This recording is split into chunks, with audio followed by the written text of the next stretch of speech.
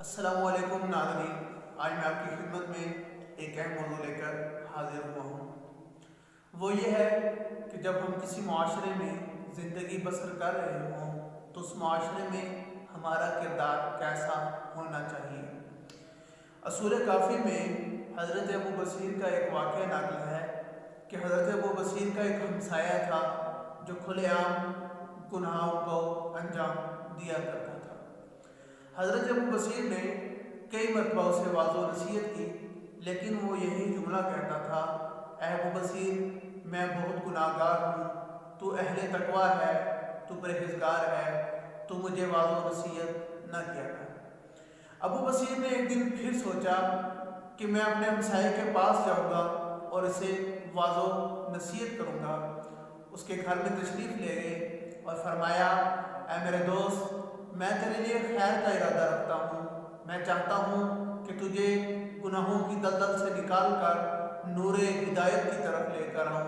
اس وقت وہ کہتا ہے: اے ابو بصیر، تو میرا ایک مخلص دوست ہے، آج میں تجھے ایک بات بتانا چاہتا ہوں۔ میں بہت زیادہ گناہ گار ہوں۔ اگر امام صادق علیہ السلام چاہیں تو وہ مجھے میرے گناہوں سے نجات دلا سکتے ہیں۔ ابو بصیر کہتا ہے: میں چند روز کے بعد امام صادق علیہ السلام کی خدمت میں حاضر ہوا اور اپنے اس دوست کا واقعہ بیان کیا۔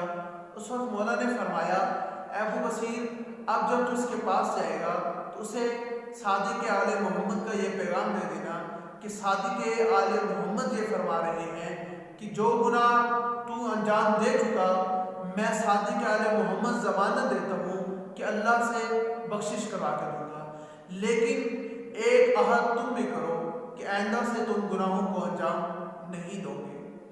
ابو بصیر جب دوبارہ اپنے وطن میں واپس گیا، اس کا دوست اسے ملنے کے لیے ابو بصیر کے پاس آیا۔ ابو بصیر نے اسے مولا کا یہ پیغام سنایا۔ اس وقت اس کی آنکھوں سے آنسو جاری تھے اور یہ کہہ رہا تھا: اے ابو بصیر، کیا یہ میرے آقا مولا امام صادق علیہ السلام نے فرمایا ہے؟ ابو بصیر اس وقت کہتا ہے: میں نے قسم اٹھائی تاکہ اسے یقین ہو جائے کہ یہ میرے مولا و آقا نے فرمایا ہے۔ وہ اسی وقت وہاں سے اٹھا، اپنے گھر میں گیا، جس سے اس نے سامان لیا ہوا تھا، جس کا مال اس کے پاس تھا، اس نے فوراً انہیں پلٹا دیا۔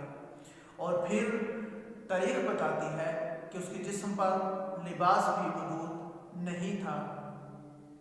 اس نے ایک شخص ابو بصیر کے پاس بھیجا اور کہا کہ ابو بصیر کو پیغام دو کہ آج میرے پاس لباس بھی موجود نہیں ہے۔ ابو بصیر بازار گئے، اس کے لیے ایک لباس خریدا اور اسے لباس دیا۔ چند عرصے کے بعد وہ بیمار ہوا اور ایک شخص پھر ابو بصیر کے پاس آیا کہ تمہارا دوست حالت احتضار میں ہے، قریب ہے کہ اس کی روح پرواز ہو جائے۔ وہ چاہتا ہے کہ ایک دفعہ میں ابو بصیر سے ملاقات کروں۔ ابو بصیر اس کے گھر میں تشریف لے گئے، دیکھا کہ وہ حالت احتضار میں ہے اور ابو بصیر سے کچھ کہنا چاہتا ہے۔ ابو بصیر اس کے قریب گئے اور وہ یہ جملے کہہ رہا تھا: اے ابو بصیر، میرے آقا مولا امام صادق علیہ السلام نے میری اللہ سے بخشش کروا دی۔ اور چند عرصے کے بعد جب ابو بصیر دوبارہ امام صادق علیہ السلام کی خدمت میں گیا، ابھی ابو بصیر نے مولا کو دیکھا ہی تھا تو مولا کے یہ جملے جاری تھے: اے ابو بصیر، ہم نے جو تیرے ہمسائے کے ساتھ وعدہ کیا تھا، ہم نے اسے وفا کر دیا۔ اللہ تعالیٰ سے دعا ہے کہ اللہ تعالیٰ ہمیں سیرت معصومین علیہ السلام پر عمل کرنے کی توفیق عطا فرمائے۔